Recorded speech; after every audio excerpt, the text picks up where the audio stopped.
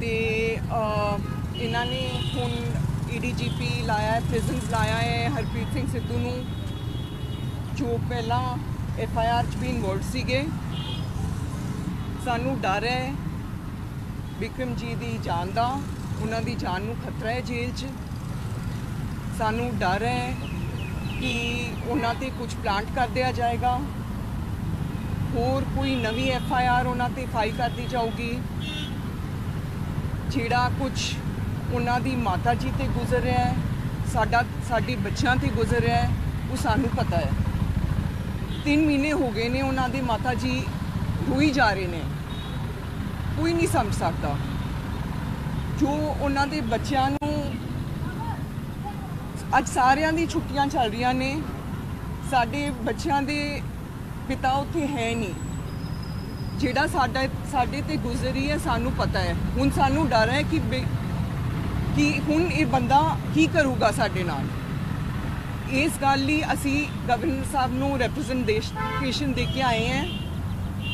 ਕਿ ਸਾਨੂੰ ਕੋਈ ਤਾਂ ਇਨਸਾਫ ਦੇਵੇ। बस यही बेनती करन आए सी असी इत्थे। गवर्नर साहब ने आपको शंका किससे है, मतलब सिद्धू साहब से या सरकार से? देखो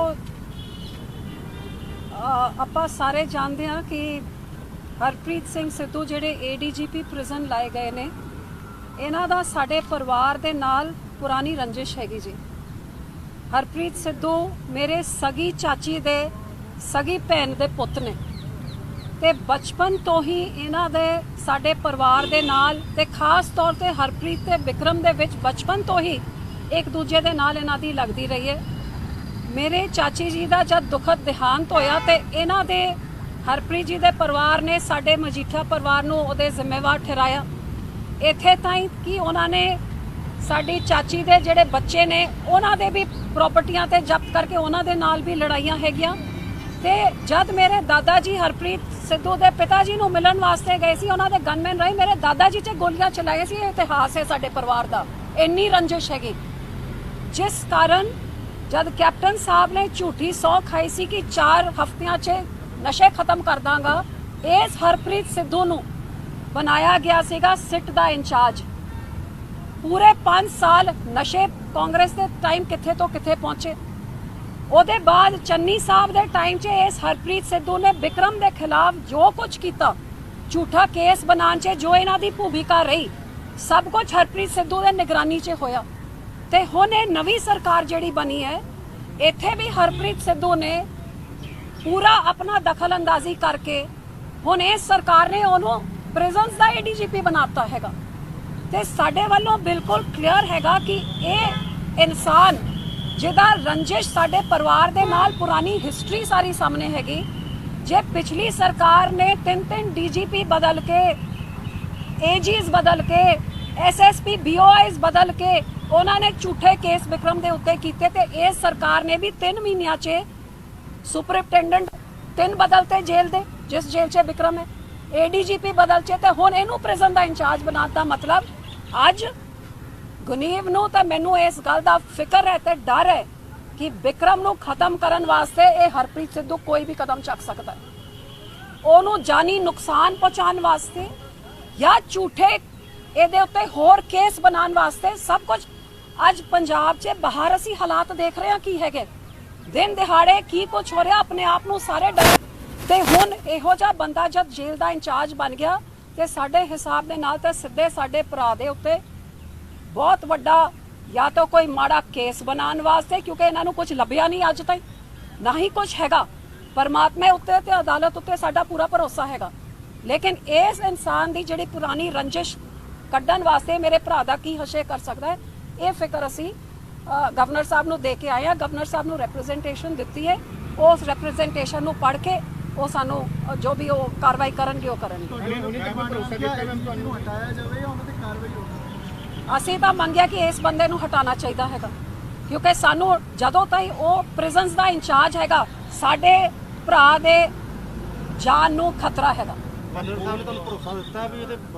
गवर्नर साहब ਨੂੰ ਅਸੀਂ रिप्रेजेंटेशन देती है और रिप्रेजेंटेशन पढ़ के जो उन्होंने एक्शन लेना वो लेंगे। कोर्ट में जाएंगे इसके लिए, आप कोर्ट में अपील करेंगे? ਕੋਰਟ 'ਚ ਤਾਂ ਆਲਰੇਡੀ ਆਪਾਂ ਗਏ ਹੋਏ ਹੈਗੇ ਕੇਸ ਆਪਣੇ ਜੱਜ ਸਾਹਿਬ ਨੇ ਆਰਡਰ ਰਿਜ਼ਰਵ ਹੈਗਾ ਰੈਗੂਲਰ ਬੇਲ ਐਪਲੀਕੇਸ਼ਨ ਚੱਲ ਰਹੀ ਹੈ ਜੋ ਕੁਝ ਸਾਡੇ ਕਾਨੂੰਨੀ ਅਧਿਕਾਰ ਹੈ ਅਸੀਂ ਜ਼ਰੂਰ ਪਰਸੂ ਕਰਾਂਗੇ ਮੈਡਮ ਇੱਕ ਇਨ ਡਿਊ ਕੋਰਸ ਜ਼ਰੂਰ ਕੀਤਾ ਜਾਵੇਗਾ ਨਹੀਂ ਕਾਰਵਾਈ ਕਰਦੇ ਕੀ ਅਕਾਲੀ ਦਲ ਉਹਦੇ ਬਾਰੇ ਕੀ ਐਕਸ਼ਨ ਕਰੇਗਾ ਦੇਖਾਂਗੇ ਜੀ ਹੁਣ ਅੱਜ ਤੱਕ 2 ਦਿਨ ਪਹਿਲੇ ਉਹਨਾਂ ਨੂੰ ਬਣਾਇਆ ਹੈ ਜਿਹੜੀ ਸਰਕਾਰ ਆਂਦੀ ਹੈ ਹਰਪ੍ਰੀਤ ਸਿੱਧੂ ਨੂੰ ਬਣਾ ਦਿੰਦੀ ਹੈ ਤਾਂ ਕਿ ਲੋਕਾਂ ਦਾ ਧਿਆਨ ਭਟਕਾਇਆ ਜਾ ਸਕੇ ਕਿ ਉਹਨਾਂ ਦੇ ਨਾਕਾਮੀਆਂ ਕਿੰਨੀਆਂ ਹੈਗੀਆਂ ਤੇ ਝੂਠੇ ਕੇਸਾਂ 'ਚ ਇਹੋ ਜਿਹੀ ਚੀਜ਼ਾਂ ਕਰਕੇ ਲੋਕਾਂ ਦਾ ਧਿਆਨ ਭਟਕਾਇਆ ਜਾਂਦਾ ਤੇ ਹਰਪ੍ਰੀਤ ਸਿੱਧੂ ਨੂੰ ਫੜਦੇ ਨੇ ਜਿਹਦੇ ਕੋਲ ਇੰਨੀ ਸਾਰੀ ਪਾਵਰ ਸੀਗੀਆਂ ਜਦੋਂ ਵੀ ਇਹ ਬਣਿਆ ਹੈਗਾ ਕੈਪਟਨ ਸਾਹਿਬ ਨੇ ਜਦ ਬਣਾਇਆ ਇਹਨੂੰ ਐਸਟੀਐਫ ਦਾ ਹੈ ਡਰੱਗਸ ਨੂੰ ਖਤਮ ਕਰਨ ਵਾਸਤੇ ਇਹ ਡੀਜੀਪੀ ਨੂੰ ਵੀ ਨਹੀਂ ਰਿਪੋਰਟ ਕਰਦਾ ਸੀ ਇੰਨੀ ਤਾਕਤ ਇਹਦੇ ਕੋਲ ਸੀਗੀ ਜੋ ਮਰਜ਼ੀ ਕਰ ਸਕਦਾ ਸੀ ਤਾਂ ਡਰੱਗਸ ਕਿੱਥੇ ਸੀ ਤਾਂ ਅੱਜ ਕਿੱਥੇ ਪਹੁੰਚ ਗਏ ਇਹਨਾਂ ਨਕਮਾ ਬੰਦਾ ਹੈ ਲੇਕਿਨ ਫੇਰ ਵੀ ਇਹਨੂੰ ਪਲਮ ਪੋਸਟਿੰਗਸ ਇਸ ਕਰਕੇ ਮਿਲਦੀ ਰਹੀਆਂ ਨੇ ਕਿਉਂਕਿ ਮਜੀਠੀਆ ਨੂੰ ਫਿਕਸ ਕਰਨਾ ਹੈ ਬਸ ਇੱਕ ਏਜੰਡਾ ਹੁੰਦਾ ਹੈ ਬਾਕੀ ਬਿਲਕੁਲ ਗੁੱਡ ਫॉर ਨਥਿੰਗ ਨਾਕਾਮ ਬੰਦਾ ਹੈਗਾ ਫੇਲਡ ਬੰਦਾ ਹੈਗਾ ਡਰੱਗਸ ਕਿਤੇ ਤੋਂ ਕਿਤੇ ਪਹੁੰਚ ਗਏ ਪੂਰੀ ਸਰਕਾਰਾਂ 'ਚ ਇਹਨੇ ਲਾਹਾ ਲਿੱਤਾ ਹੈ ਤੇ ਹੁਣ ਇਸ ਸਰਕਾਰ 'ਚ ਵੀ ਇਸੇ ਕਰਕੇ ਇਹਨੂੰ ਦਿੱਤਾ ਗਿਆ ਹੈਗਾ ਕਿ ਤੂੰ ਹੁਣ ਧਿਆਨ ਭਟਕਾਉਣ ਵਾਸਤੇ ਇਸ ਬੰਦੇ ਨੂੰ ਕਿਉਂਕਿ ਤੁਸੀਂ ਸਾਰੇ ਜਾਣਦੇ ਹੋ ਕਿ ਕੇਜਰੀਵਾਲ ਦੇ ਖਿਲਾਫ ਵਿਕਰਮ ਨੇ ਮਾਨਹਾਨੀ ਦਾ ਕੇਸ ਕਰਕੇ ਕੇਜਰੀਵਾਲ ਤੋਂ ਮਾਫੀ ਮੰਗਵਾਈ ਸੀਗੀ ਸੰਜੇ ਸਿੰਘ ਦਾ ਅਜੇ ਵੀ ਡੈਫੇਮੇਸ਼ਨ ਕੇਸ ਚੱਲ ਰਿਹਾ ਹੈ ਕੇਜਰੀਵਾਲ ਤੇ ਸਾਰੇ ਆਪਣੀ ਪੂਰੀ ਰੰਜਿਸ਼ ਕੱਢਣ ਵਾਸਤੇ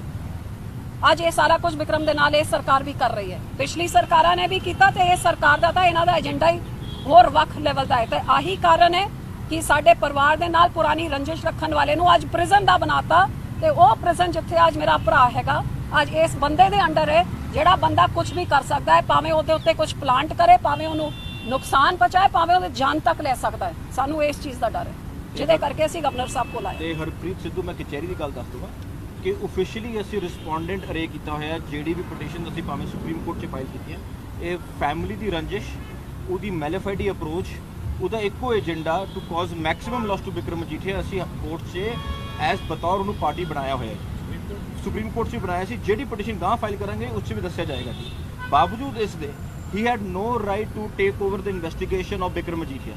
ਹੀ ਟੁਕ ਇਟ ਅਪਨ ਹਿਮਸੈਲਫ ਜਦ ਉਹਨੇ ਇਨਕੁਆਇਰੀ ਸ਼ੁਰੂ ਕੀਤੀ ਹੈ ਇਹ ਗੱਲ ਮਾਨਯੋਗ ਹਾਈ ਕੋਰਟ ਤੋਂ ਓਲੇ ਰੱਖੀ ਗਈ ਔਰ ਉਹਦੀ ਜਿਹੜੀ ਰਿਪੋਰਟ ਸੀ ਸੁਪਰਸੀਡ ਹੋ ਗਈ ਸੀ ਔਰ ਉਹ ਹਾਈ ਪਾਵਰ ਕਮੇਟੀ ਦੀ ਰਿਪੋਰਟ ਬਣ ਗਈ ਸੀ ਇਸ ਗੱਲ ਦਾ ਉਸਨੂੰ ਇਲਮ ਸੀ ਫਿਰ ਵੀ ਕਲੈਂਡਸਟਾਈਨ ਤਰੀਕੇ ਨਾਲ ਉਹਨੇ ਆਪਣੀ ਰਿਪੋਰਟ ਪਹਿਲਾਂ ਲੀਕ ਕਰਾਈ 2018 ਵਿੱਚ ਕੁਝ ਨਹੀਂ ਬਣਿਆ ਹਾਈ ਕੋਰਟ ਨੇ ਕੋਈ ਆਰਡਰ ਨਹੀਂ ਦਿੱਤਾ ਤਾਂ ਉਹਨੇ ਕਲੈਂਡਸਟਾਈਨ ਤਰੀਕੇ ਨਾਲ ਉਸ ਨੂੰ ਉਸ ਰਿਪੋਰਟ ਨੂੰ ਜਿਹੜੀ ਜਾਂ ਮਰਜ ਹੋ ਗਈ ਹੈ ਜਾਂ ਸੁਪਰਸੀਡ ਹੋ ਗਈ ਹੈ ਉਹਦੇ ਉੱਤੇ ਪਰਚਾ ਦੇ ਦਿੱਤਾ ਪਰਚਾ ਦੇਣ ਦੇ ਬਾਅਦ ਹੁਣ ਉਹਨੂੰ ਏਡੀਜੀਪੀ ਪ੍ਰਿਜ਼ਨ ਬਣਾ ਦਿੱਤਾ ਹੈ ਸੋ ਦੈਟ ਮੈਕਸਿਮਮ ਨੁਕਸਾਨ ਡਿਸਕੰਫਰਟ ਦਾ ਸਾਨੂੰ ਕੋਈ ਇਸ਼ੂ ਨਹੀਂ ਹੈ his life should be safe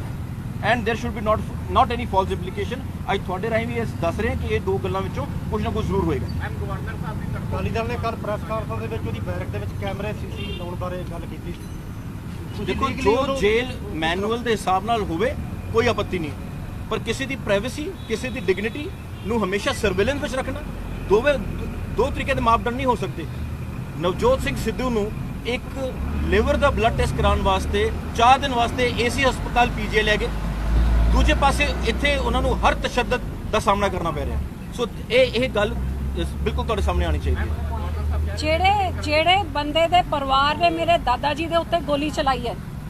ਜਿਹੜੇ ਬੰਦੇ ਨੇ ਵਿਕਰਮ ਦੇ ਖਿਲਾਫ ਇਹ ਕੇਸ ਪਿਛਲੇ ਕੈਪਟਨ ਦੇ ਅੰਡਰ ਚੰਨੀ ਦੇ ਇਹਦੇ ਅੰਡਰ ਜਿਹਦੀ ਸਗੀ ਮਾਸੀ ਸਾਡੇ ਪਰਿਵਾਰਕ ਮੈਂਬਰ ਉਸ ਟਾਈਮ ਤੋਂ ਰੰਜੇ ਉਹਨੂੰ ਜੇਲ੍ਹ ਦੇ ਜਾਰੇ ਬਣਾਉਣਾ ਬਿਲਕੁਲ ਸਾਡੇ ਵਾਸਤੇ ਬਿਲਕੁਲ ਕਲੀਅਰ ਹੈ ਕਿ ਇਹ ਸਰਕਾਰ ਕੀ ਕਰ ਰਹੀ ਹੈ ਜੇ ਇਸ ਚੀਜ਼ ਨੂੰ ਅਸੀਂ ਹਾਈਲਾਈਟ ਕਰਨਾ ਚਾਹੁੰਦੇ ਕਿ ਜੇ ਸਾਡੇ ਭਰਾ ਨੂੰ ਕੱਲ ਕੁਝ ਹੁੰਦਾ ਹੈਗਾ ਅਦਾਲਤ ਆਪਣੇ ਤਰੀਕੇ ਦੇ ਨਾਲ ਕਰੇ ਜੋ ਉਹਦੇ ਪ੍ਰਿਜ਼ਨ ਤੇ ਜੋ ਹੱਕ ਹੈ ਉਹ ਹੱਕ ਉਹਨੂੰ ਮਿਲਣੇ ਚਾਹੀਏ ਜਿੰਨਾ ਤੰਗ ਕਰਨਾ ਤੁਸੀਂ ਕਰ ਲਓ ਲੇਕਿਨ